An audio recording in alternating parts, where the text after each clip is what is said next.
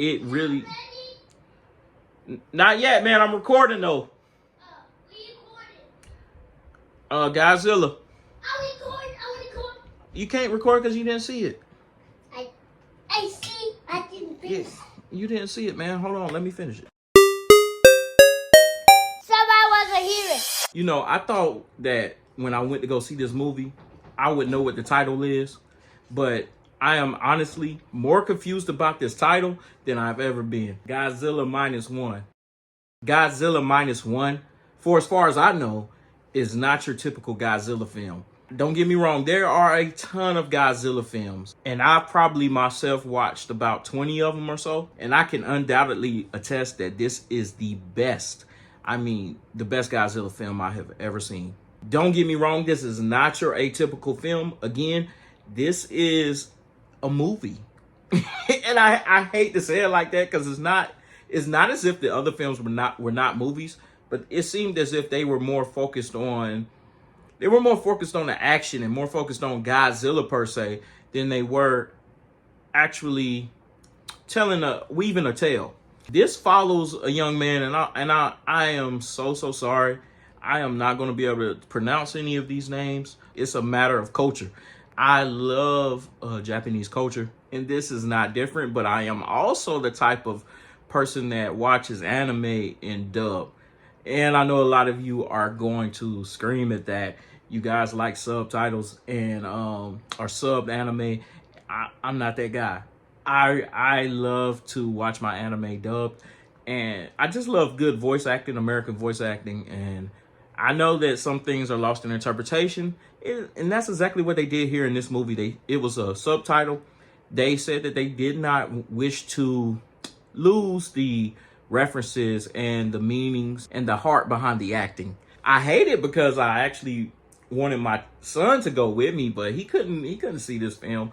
It's just a little over 2 hours, and 2 hours of not understanding what anyone is saying would have, I'm pretty sure, have driven him a little upset, got him frustrated, and I didn't want that for him. So he definitely wanted to see the film. But I'm gonna tell you guys, at his age, it wouldn't have held his interest anyway. In all actuality, this film is really a film of love. And I know it's a Godzilla film, and I'm saying that it's a film of love, but it truly was.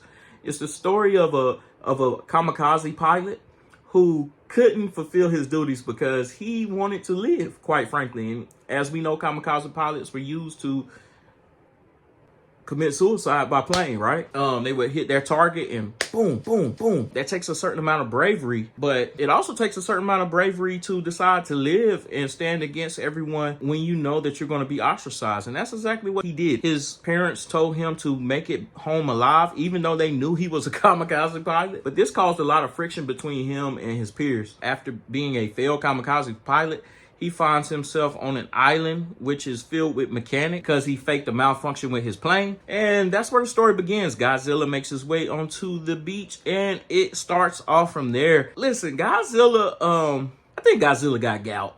The thing got to be, what, over 1,000 years old or better, right? This guy walks like he's a 120-year-old man with a cane. I don't understand how he poses such a threat. But a threat he does pose. I promise you, a threat he does pose. This particular Godzilla has the power to mimic nuclear warheads. He shoots it out of his mouth. I don't know if I've ever seen that on this particular scale. And it is awesome. Are you thinking about Godzilla blow his fire out? No. You already said that? Yeah, I did. But hold on, I'm about to talk about Godzilla. This story is actually just beautifully woven between Godzilla and between the city of Tokyo and the surrounding areas and the people trying to come together in the mid-1900s.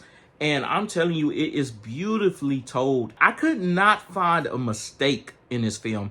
I couldn't find anywhere where I could even criticize it. It was just absolutely stunning to see this. The score was incredible.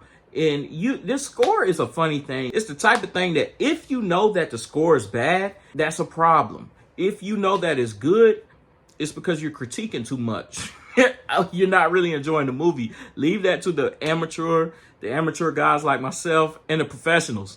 just enjoy the film. But this score was incredible, man. So again, it was just absolutely great. Our pilot finds himself taking care of an vagabond woman, and I should say, and her child that's not her child. And it's just a beautiful tale of how we can open our hearts and how we can come together as a people.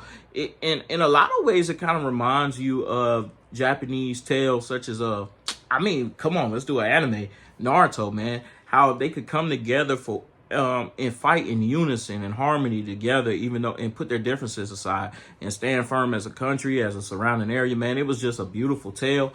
I really, really, really encourage you all to see this film. I truly do. I definitely encourage you all to see this film. But keep in mind that I said this is a film, man. It's not this action-packed, over-the-top, spectacular story that you guys are looking for, that some of you are. That movie will probably be coming in a few months by the title of Godzilla and King Kong versus the New Age or something like that. That's coming for you guys in a few months. This film is a film. This is a movie, and it's a perfect movie at that. In closing, let me talk about Godzilla for just a second, because I do not want you guys to think that this is not a Godzilla film. Godzilla wrecks shop, and man, listen, the way that they came together in order to respond to this situation was beautiful, absolutely beautiful. But Godzilla is not one to trifle with. This film presents some new things to it. I believe when I was researching, it's the 5th film in the new Railway saga, and it's got me wanting to see the other ones. I doubt that they're as good, but I'm still going to watch them. But this is how you do a movie, man. And guess what the budget was on this movie? It was reported at $15 million. Now, if y'all remember, I told you that Napoleon, on the other hand, was $200 million. Why? Somebody tell me why Napoleon was $200 million and was trash, and this movie was $15 million and was a beautiful masterpiece. And listen, I'm not saying that the effects were the best. It looked fake. Don't get me wrong, but you bought into it because the story was just that darn good. So don't be getting all caught up in these studios hollering about you need to go see this, need to go see that. No, you don't. If it's trash, it's trash. I don't care how much money they have thrown into the effort. If it's absolute garbage, it's absolute garbage. Just like that first Godzilla American film that I remember seeing. Not my first one, but I think it was just called Godzilla. That was horrible. And I think that they spent a lot of money on that one as well. Godzilla -1, whatever that means. If you know what it means, let me know. Please. Thank you. Please subscribe and hit the notification bell. I can't say that. Yes, you can. Don't say you can't. Please subscribe and hit the notification bell. Good job.